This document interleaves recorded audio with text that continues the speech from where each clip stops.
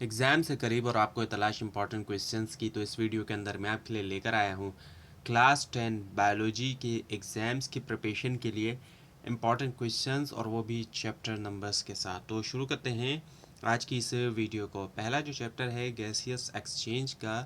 अब इसमें जो इम्पॉर्टेंट है वो पहला ये कि describe structure and functions of human lungs. Describe करें स्ट्रक्चर भी और जो फंक्शंस है ह्यूमन लंग्स की।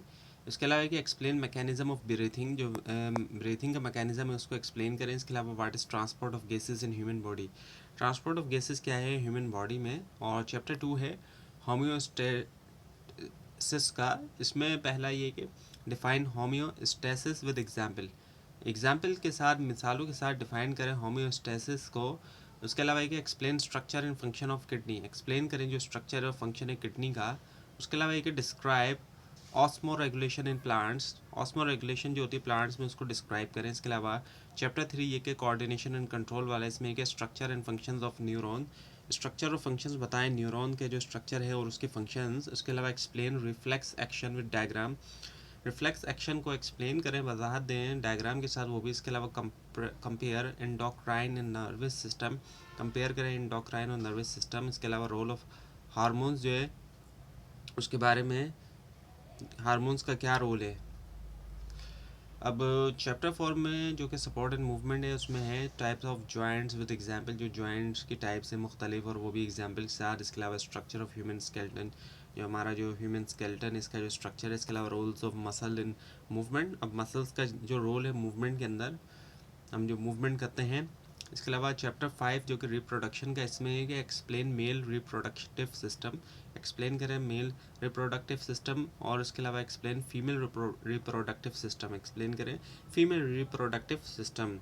उसके अलावा एक describe menstrual cycle. Menstrual cycle जो इसको डिस्क्राइब करें। उसके अलावा methods of reproduction in plants. Method होते हैं रिप्रोडक्शन जो है प्लांट के, वो।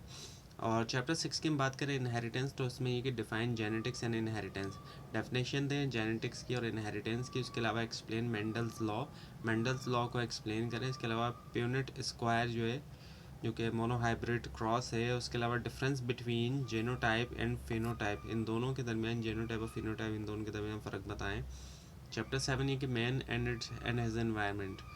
तो इसमें हम देखें तो इसमें food chain and food webs आ जाते हैं।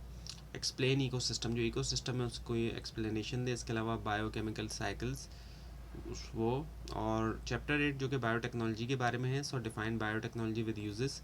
बायोटेक्नोलॉजी की डेफिनेशन दे, साथ में उसके इस्तेमाल के साथ। इसके अलावा एक्सप्लेन जेनेटिक इंजीनियरिंग।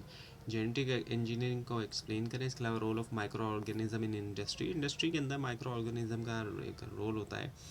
चैप्टर 9 ये कि pharmacology, define drugs and medicine. Definition they drugs और मेडिसिन की। इसके अलावा टाइप्स ऑफ ड्रग्स, जो टाइप्स ऑफ ड्रग्स हैं जैसे कि एंटीबायोटिक्स और वैक्सीन वगैरह। और इसके अलावा drug addiction and it's effects. Drug addiction होती है जो कि डिपेंडेंसी हो जाती है ड्रग वगैरह पे, और उसके जो इफ़ेक्ट्स होते हैं वो आपने बताना होंगे।